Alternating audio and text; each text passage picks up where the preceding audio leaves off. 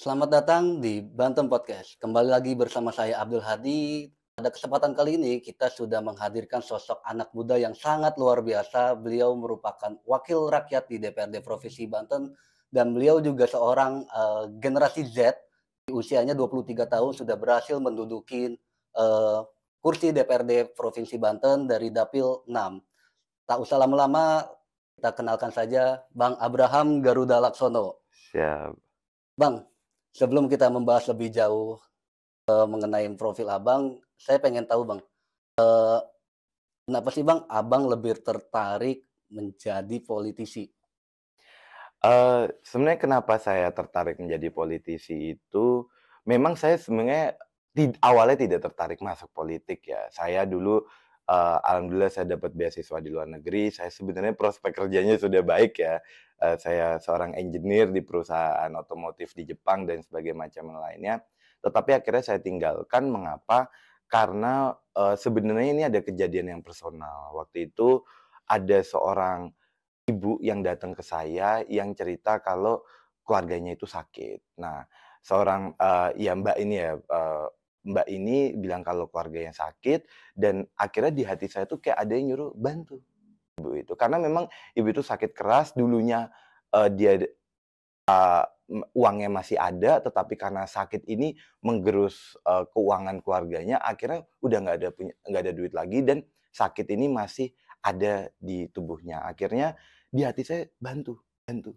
Akhirnya saya bantu dan, waktu itu alhamdulillah bisa diobati di salah satu rumah sakit di Jakarta yang memang handling, penyakit keras seperti itu. Dan di situ saya sadar, oh, ini yang politik bisa lakukan, seperti itu. Karena waktu itu saya, bertemu dengan, DPRD yang di Jakarta dan juga kawan-kawan, membidangi bidang kesehatan dan akhirnya ibu itu bisa ditangani dan ibu itu bisa dioperasi. Nah, di situ saya sadar, "Oh, ini toh yang politik bisa lakukan." Kalau saya kerja, saya hanya mensejahterakan diri saya, paling pol keluarga saya. Tapi dengan politik saya bisa juga membantu untuk kesejahteraan teman-teman masyarakat yang bahkan yang saya tidak kenal, yang seperti ibu itu yang Mhm. sebenarnya sebelumnya tidak kenal. Dan dari situlah akhirnya saya meninggalkan prospek kerja saya yang udah baik ini untuk masuk ke politik. Bang, sebelumnya, saya bersama tim mengucapkan terima kasih banyak nih, Ya, sudah hadir di tengah-tengah kesibukan Abang sebagai wakil rakyat. ya. Bang, kalau boleh tahu, saya baca pemberitaan Abang itu panggilannya Bang Abe. Iya, iya, I betul. itu ada filosofinya nggak Bang, kenapa bisa dipanggil Bang Abe?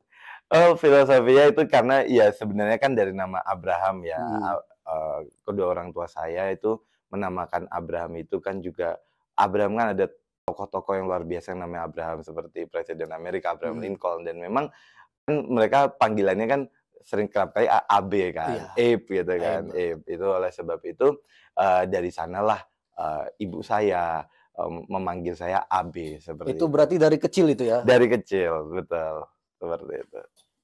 Abang juga, keluarga Abang itu dari politisi semua, termasuk ayah juga itu politisi ya? Iya betul, Pak siapa? Pak Ananta Wahana. Pak Ananta Wana itu dari tahun berapa Bang, mengikuti politik? Kalau, mengikuti politik udah jauh dari sebelum saya lahir, Mhm. tetapi beliau masuk parlemen itu memang diawali dari periode, 1999 sampai 2004 seperti itu. Jadi, saat saya masih sangat kecil, mungkin saya juga baru lahir, beliau, eee, terjun di parlemen itu. Tapi kalau politik sendiri sudah dari masa, beliau masih pelajar, beliau itu sudah aktif di kegiatan politik, seperti itu. Bang, saya penasaran, Abang ini, mencalonkan diri sebagai anggota DPRD Provinsi Banten, apakah disuruh sama orang tua atau emang keinginan sendiri? Eee, apakah saya disuruh? Saya harus bilang, saya tidak disuruh sama sekali. Saya tidak ada paksaan, saya sendiri dua bersaudara, kakak saya, seorang dokter dan kakak saya nggak pernah digiring untuk politik, tidak pernah. Saya sendiri juga tidak pernah digiring untuk politik, seperti itu. Makanya tadi saya sharing sedikit, ketika, saya waktu itu udah mau kerja di luar negeri dan saya memang sudah, ada prospek dan memang sudah mulai kerja itu, tidak ada halangan, "Ah, kamu politik aja," tidak ada. Tetapi ketika pertemuan saya dengan ibu itu yang akhirnya menyalakan api di hati saya dan dari situ baru saya, saya sampaikan kepada ayah saya, baru ayah saya membantu saya untuk bagaimana mempersiapkan diri saya di politik, seperti itu. Berarti niatnya emang tulus karena ingin membantu masyarakat bukan karena suruhan orang tua ya? Betul betul. Dan ini menarik pemirsa, karena di usianya 23 tahun ini beliau sudah berani mencalonkan diri menjadi anggota DPRD Provinsi Banten.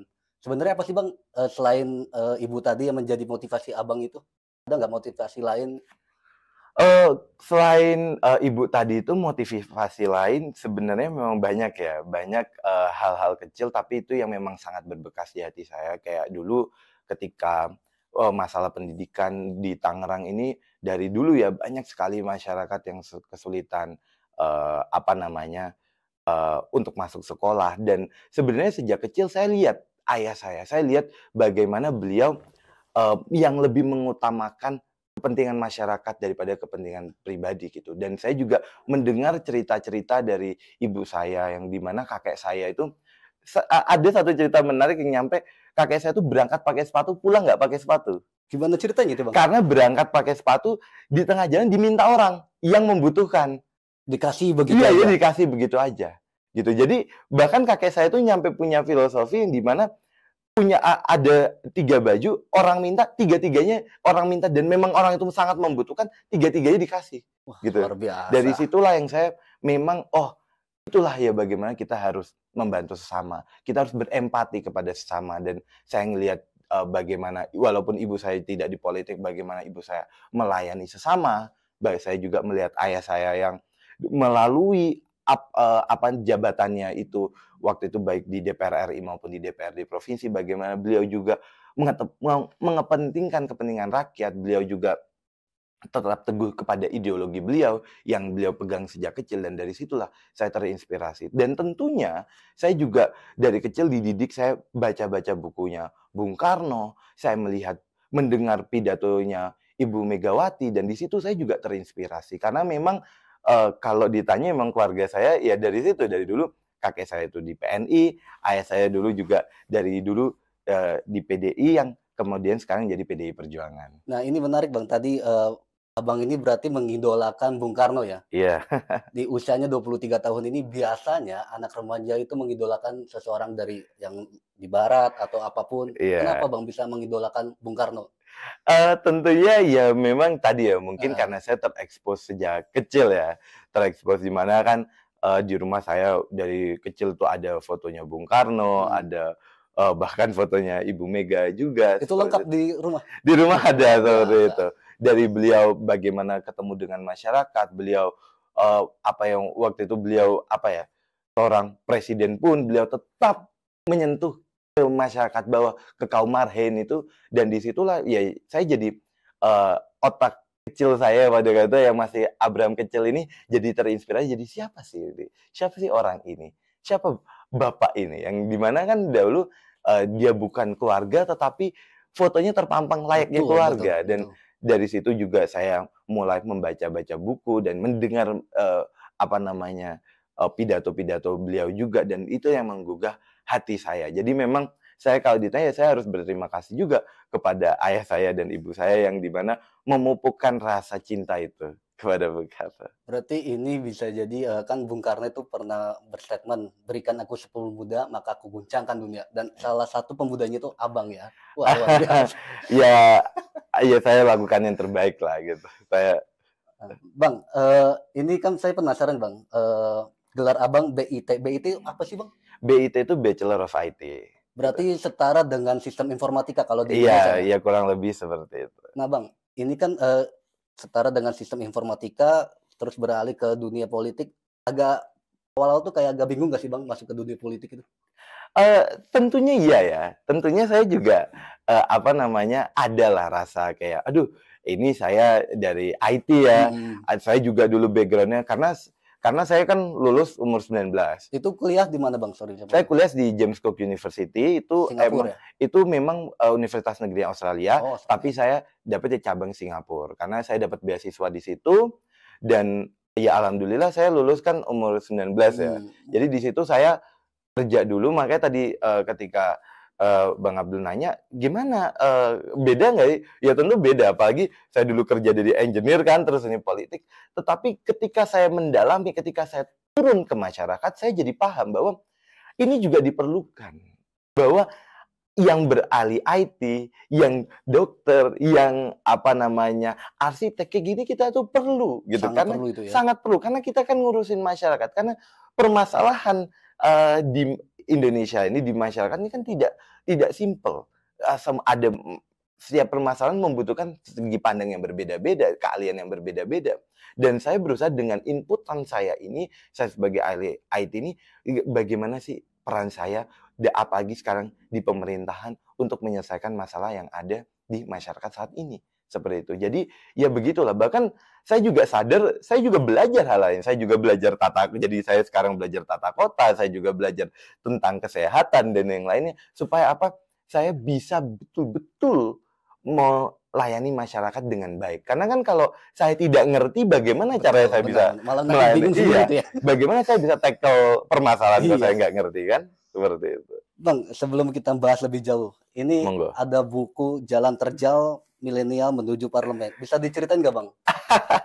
Iya. Apa itu?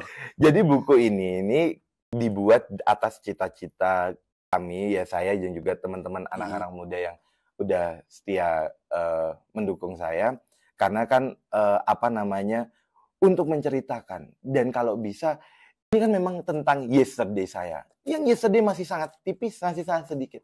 Tetapi walaupun yesterday sedikit itu, saya ingin setidaknya ini bisa mematik api teman-teman untuk kita, ayo peduli dengan masyarakat, ayo peduli dengan sesama, ayo kita aktif, kita peduli dengan politik gitu kan. Karena kan sekarang Gen Z itu kan, khususnya Gen Z Betul. ya, milenial Gen Z kan kadang mereka agak politik itu Simpati apa gitu sih? ya. Agak merem politik. Iya, agak bahkan dia nggak peduli, politik korupsi ya gitu-gitu kan. Nah, tapi saya ingin, loh politik ini loh yang politik bisa lakukan. Ini loh, politik itu begini loh. Ini loh, politik itu nggak tentang money politik aja.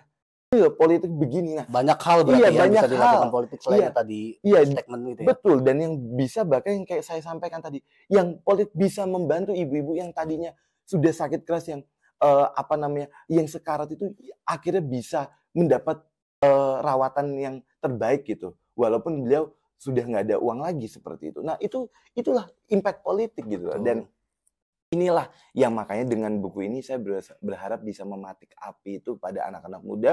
Dan khususnya kenapa buku? Kenapa nggak video aja, Mas? Kenapa nggak podcast aja, Mas? Ya karena saya ingin ini juga menginspirasi teman-teman, ayo untuk kita baca. Kita tingkatkan literasi untuk kita bahkan buku itu jendela dunia. Betul. Seperti itu kan. Bahkan Bung Hatta pun menyampaikan dia rela untuk dipenjara asal bersama dengan buku gitu. Karena dengan buku dia merasa bebas. Nah, itulah yang makanya saya terasa, ayo kita buat buku. I know ini tentang my yesterday yang masih sangat dikit, sangat tipis, tapi setidaknya saya berharap ini bisa menginspirasi teman-teman untuk apa namanya, untuk our tomorrow yang lebih baik. Seperti itu. Buku ini dijual bebas nggak, Bang? Untuk saat ini tidak, memang ini tidak dijual bebas. Ini memang apa namanya, teman-teman yang berkenan itu kita pasti berikan ini ya, karena saya tidak pengen mengkapitalisir ini ya, tapi ya memang untuk teman-teman, untuk perpustakaan-perpustakaan yang kami kenal yang memang yang ingin buku ini pasti kami berikan. Berarti seandainya ada masyarakat yang ingin membaca buku Abang itu free. Wah, luar biasa. Bang, kemarin beberapa hari yang lalu Abang ini kan sudah menyelesaikan reses ya? Iya. Di Dapil Banten 6. Dapil Banten 6 itu di wilayah mana aja sih, Bang? Kan Kelapa II, Pagedangan, Panongan, Curug, Cisauk, Legok, Cikupa. Apa sih, Bang, yang diserap dari masyarakat itu? Yang diserap, tentunya banyak ya. Banyak sekali ya, karena kan 8 hari, titik yang berbeda. Kalau digabungin berarti sudah ribuan masyarakat. Tentunya mereka dengan background, dengan berbagai background. Background kan, dengan karir yang berbeda-beda, harapan yang berbeda-beda pula, permasalahan yang berbeda-beda yang sangat banyak sekali. Dan memang, tapi kalau ditanya apa sih, Mas, yang jadi problem utama, ya kalau saya rangkum pendidikan tentunya memang di Kabupaten Tangerang ini, bahkan bukan hanya di kabupaten ya, saya dengar di Kota Tangerang dan juga Kota Tangerang Selatan, masalah pendidikan ini sekolah yang di mana demand-nya sangat tinggi, yang banyak sekali anak-anak kita yang perlu masuk sekolah, khususnya SMP dan SMA atau SMK, tetapi jumlah sekolahnya kurang. Seperti itu. Iya, jumlah sekolahnya kurang, yang akhirnya apalagi masalah zonasi ini, mereka jadi tidak bisa, tidak mendapat. Berarti ada permasalahan juga ya dari zona. Itu permasalahan yang sangat rumit dan yang masyarakat ini sudah nyampe bahasanya sangat membutuhkan, sampai berteriak permasalahan ini. Dan itulah yang saya berharap juga bisa diselesaikan. Lalu juga masalah kesehatan, masih banyak masyarakat yang mengeluhkan bagaimana nih nanti tentang kesehatan kami, apalagi tentang masalah BPJS. Banyak masyarakat yang prasejahtera ataupun yang sudah lansia yang concern tentang ini. Lalu juga tentang ketenaga kerjaan ya tentunya. Izin. Siap. Kan diminum dulu ya. Iya.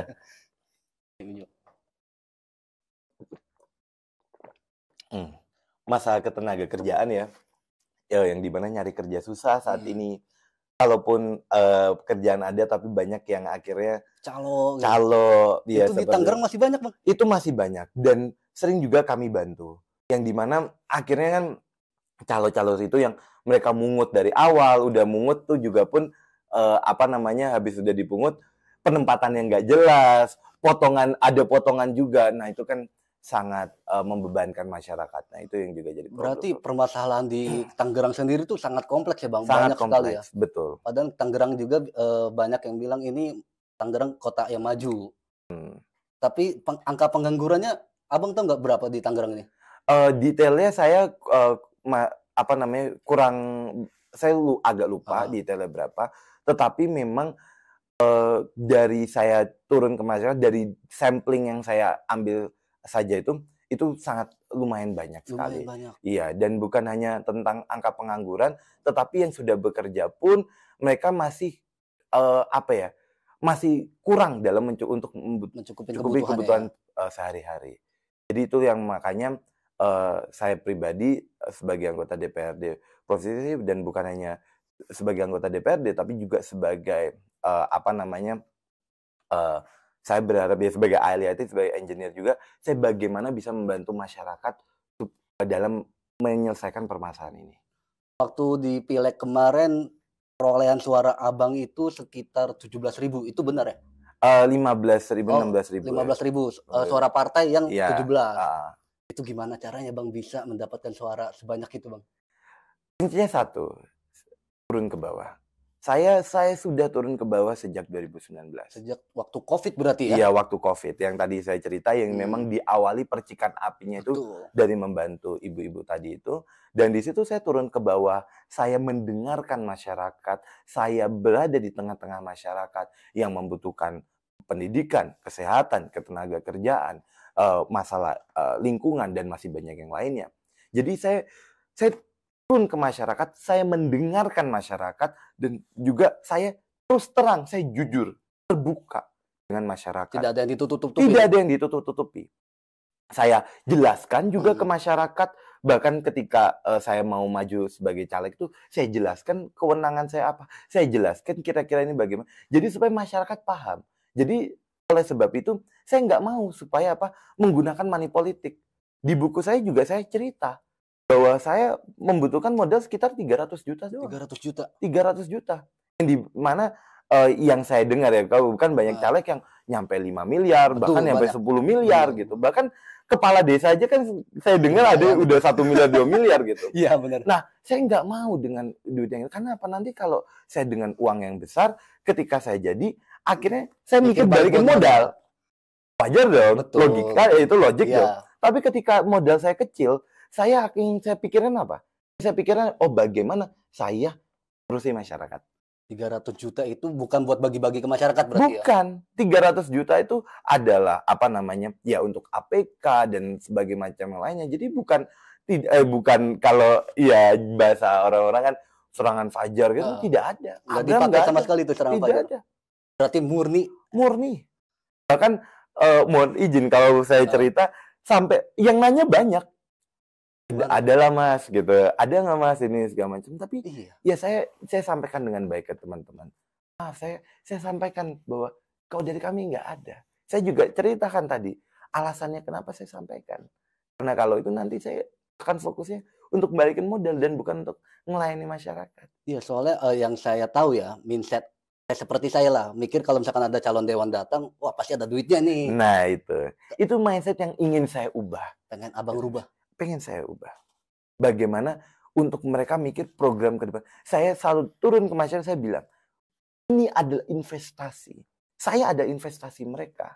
Jadi bagaimana ketika mereka mencoblos, artinya mereka memberikan kepercayaan, mereka menginvestasikan kepada saya untuk 5 tahun yang ke depan yang lebih baik. Makanya tadi saya terapkan asas keterbukaan itu, jadi saya sampaikan kepada masyarakat. Ini loh yang terjadi. Ini loh kendalanya. Misalnya ketika, Mas, ini masalah banjir begini, begini, begini. Saya ceritakan. Oh, harusnya ini. Ini kewenangannya siapa? Ini tuh. Dan saya juga, walaupun misalnya ketika saat ini ya, kemarin saya turun ke bawah, dan di mana memang saya selalu membuka pintu rumah saya untuk masyarakat, saya cerita, oke, ini itu sebenarnya kewenangannya komisi sekian. Sebentar, Abang ini di komisi berapa? Oh ya, saya komisi 5. Komisi 5 itu Kesejahteraan rakyat. kesejahteraan rakyat. Ya. Berarti banyak ya kalau misalkan masyarakat yang minta, padahal itu bukan komisi Abang. Banyak gitu. Tapi apa? Walaupun begitu, saya tetap menerima mereka dan saya perbantukan. Saya perbantukan bagian. Saya perbantukan mereka ketemu dengan yang memang di komisi terkait ataupun yang memang dinas terkait atau yang memang itu memang adalah tupoksi mereka. Jadi saya tidak meninggalkan itu ke situ Pak. Udah saya pasang. Tidak, tapi saya berusaha untuk bantu dampingin mereka sampai clear begitu. Kalaupun memang permasalahan tidak bisa selesai saat itu, saya itu selalu berusaha, ayo kita open discussion, kita bagaimana bersama-sama kita cari penyelesaiannya bersama-sama sampai berarti rampung. Politik ini Abang masih baru ya, wajah baru di DPRD Provinsi Iya, bisa dibilang seperti itu. Periode 2024 sampai 2029. Betul. Bang, apa sih Bang yang menjadi program Abang menjadi wakil rakyat? Bahwa program saya menjadi wakil rakyat. Tentunya gini, kalau ditanya programnya apa, memang dari dulu saya sebelum masa kampanye, saat masa kampanye dan saat saya sekarang sudah dilantik, saya bilang ke masyarakat bahwa kita ini fokuskan di bidang pendidikan, di bidang kesehatan, dan juga di bidang ketenaga kerjaan dan juga bidang pendampingan yang lainnya. Maksudnya apa? Saya yang seperti tadi saya sudah ceritakan sedikit bahwa saya memberikan pendampingan kepada mereka. Hingga saat ini, dari dulu hingga saat ini, ketika mereka membutuhkan ambulan masyarakat atau bahkan mobil jenazah ataupun ketika mereka menggunakan BPJS dan mereka misalnya ada oknum yang sehingga mereka tidak bisa mendapat pelayanan yang layak, itu saya hadir, saya dampingi mereka. Dan itu sudah saya lakukan sejak 2020 hingga saat ini. Dan itu ambulan itu diberikan secara gratis gitu atau? Iya, itu memang program gitu ya? Itu program yang memang dari dulu sebelum saya di DPRD, saya bisa bekerja sama dengan beberapa pihak dan alhamdulillah kita bisa membantu mereka yang butuh ambulan, butuh ini. Bahkan bantuan hukum kayak kemarin saya pernah membantu ada yang ada seorang korban yang dia mohon izin ini atas izin keluarga untuk saya cerita membutuhkan memang keluarga ini mendapat musibahnya berupa apa? Berupa kekerasan seksual memang. Berarti perempuan. Iya, perempuan dan di bawah umur. Dan di situ saya perbantukan karena memang mereka dari keluarga prasejahtera dan mereka bingung, mohon izin saya juga cerita, mereka dapat tekanan dari kanan kiri, saya bantu. Saya bantu hingga clear, hingga mereka mendapatkan mendapatkan yang menjadi hak mereka, pertanggungjawaban. Ngebantunya nih apakah secara hukum doang atau emang full ngebantu semuanya itu? Iya, saya secara hukum dan saya pendampingan hingga mereka clear. Dan saya tidak mengambil sepeser pun. Ketika saya ini tidak ada sepeser pun. Keuntungan sama sekali. Karena keuntungannya adalah melayani masyarakat. Betul. Itu. Dan itu kesenangan.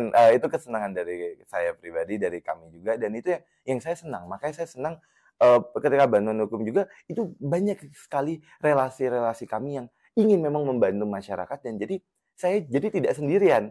Jadi ada lawyer yang ayo Mas kita bantu masyarakat yang berkenan ini dan kita perbantukan. Tentunya memang saya masih sendiri, saya masih satu orang, jadi kan saya juga terbatas, tapi ya saya sampaikan, walaupun dengan segala keterbatasan ini, saya selalu mau melakukan yang terbaik. Tentu yang datang ke tempat saya, nggak semuanya masalahnya selesai, tentu. Tetapi setidaknya saya berharap dengan keterbukaan, dengan apa yang saya punya, saya bisa membantu mereka dan ya semoga bisa setidaknya mereka ada titik terang, mereka tahu harus bagaimana seperti itu. Berarti ini status masih belum menikah ini Bang ya? Belum menikah. Dan rencana ada nggak Bang menikah dengan sesama anggota DPRD atau politisi gitu? Oh nggak ada ya, nggak ada. Kan biasanya begitu tuh Bang. Oh enggak. Saya tidak ada rencana demikian. Ada nggak sih Bang ajakan untuk para pemuda nih supaya untuk terlibat lah ke dalam politik atau apapun gitu? Tentunya untuk anak-anak muda ya saya sampaikan, kalau dirangkum saya bilang ya stay hungry, stay foolish. Tetap lapar, tetap tidak tahu. Maksudnya apa? Kita harus lapar, kita harus cari tahu, kita harus seperti kalau lapar kan nyarinya, kok haus kan nyampe nyari minum. Jadi kita jangan pasif, tapi kita harus aktif. Dan juga untuk anak-anak muda tentunya, ayo kita peduli. Ayo kita terapkan critical thinking. Jadi apa maksudnya? Supaya tentunya saya yakin tidak semua anak muda, bahkan yang di ruangan ini yang pengen terjun politik praktis. Tetapi kita harus aware tentang politik. Karena politiklah yang membuat harga sembako naik atau turun. Politiklah yang membuat nyari kerjaan gampang atau susah. Nah, disitulah yang saya ingin mengajak anak-anak muda. Apapun ini kerjamu, baik kamu anak DKV, baik kamu anak teknik, baik kamu anak hukum, ataupun yang masih banyak yang lainnya, anak swasta, kamu harus peduli dengan politik. Berarti emang politik itu sangat penting sekali ya? Sangat penting. Berarti bukan dalam arti politik yang jorok atau segala macam politik, apapun itu. Bang, sebagai closing statement, ada nggak Bang yang mau disampaikan ke masyarakat, khususnya di Dapil Abang kemarin itu? Iya. Untuk semua masyarakat, sekali lagi saya terima kasih banyak atas dukungannya dan juga saya berharap kita bisa bersama-sama kita membangun Banten yang lebih maju, kita bisa bersama-sama membuat apalagi untuk Kabupaten Tangerang, kita membuat Kabupaten Tangerang yang unggul dan supaya ayo kita bersama-sama kita bergandengan tangan, kita nggak bisa sendirian. Jadi nggak bisa hanya anggota dewannya yang gerak ataupun hanya eksekutif yang bergerak, tidak bisa. Kita harus bersama-sama, apalagi masyarakat itu yang memberikan kedaulatan tertinggi kan di bangsa kita. Ayo masyarakat, kita bersama-sama, kita bergandengan tangan, kita menyelesaikan masalah bersama-sama. Bahkan saya senang, sebagai closing statement, saya senang setiap yang datang ke tempat saya, monggo yang ada pernah monggo. Dan untuk anak-anak muda, sekali lagi saya sampaikan, stay hungry, stay foolish. Ayo kita bersama, kita peduli dengan bangsa kita peduli dengan politik, kita jadikan Indonesia yang lebih baik lagi. Bang, terakhir mungkin, ada nggak kalau misalkan masyarakat sendiri yang mau ngelaporin tentang permasalahan apapun, itu bisa ngehubungin ke Abang langsung atau bisa. ada media sosial ya? Bisa ada media sosialnya, kan apalagi sekarang kan serba sosmed kan. Ini sebenarnya di baju ini ada QR code-nya, jadi kadang kalau ini orang tinggal scan. Tapi media sosial saya ada di Instagram saya, ada di Abraham.Garuda. Itu saya sangat aktif di sana. Jadi monggo yang ngechat itu bisa chat dari sana. Dan juga kalau mau langsung datang, itu ada tempatnya di namanya Padepokan Kebangsaan Karangtumaritis. Itu rumah kami, silahkan masuk. Di sana bahkan kita ada sekolah, kita ada perpustakaan yang terbuka buat umum, kita ada balai yang buat kesenian, kita ada gedung yang bahkan masyarakat bisa gunakan secara gratis. Ada yang mau nikah, silakan monggo gunakan secara gratis, tidak dipungut biaya. Wah, luar biasa. Kita juga ada lapangan, ada ambulan juga, dan juga ya kita memang terbuka untuk siapapun. Dan kalau misalnya saya nggak ada di sana, pasti ada tim-tim kita yang siap membantu teman-teman semua. Wah, sangat luar biasa sekali ini. Baik pemirsa, ini merupakan suatu kehormatan yang sangat luar biasa Bang, karena di tengah kesibukan Abang sudah menyempatkan datang ke studio kami. Siap. Semoga ini bukan yang terakhir kalinya Amin, amin. dan kita nanti diskusi bareng lagi. Siap. Sebenarnya ini masih banyak sekali Bang yang mau dibahas. Iya, iya, iya. Cuman karena terkendala waktu, Iya. jadi kita ya cukup di sini dan harapannya tentu ini menjadi jejak digital untuk Abang dan untuk kita semua bila mana nanti ke depannya Abang tidak amanah dan ini bisa direkam kembali begitu. Siap. Oke, permisah Banten Podcast. Sekian dan terima kasih. Wassalamualaikum warahmatullahi wabarakatuh. Oke.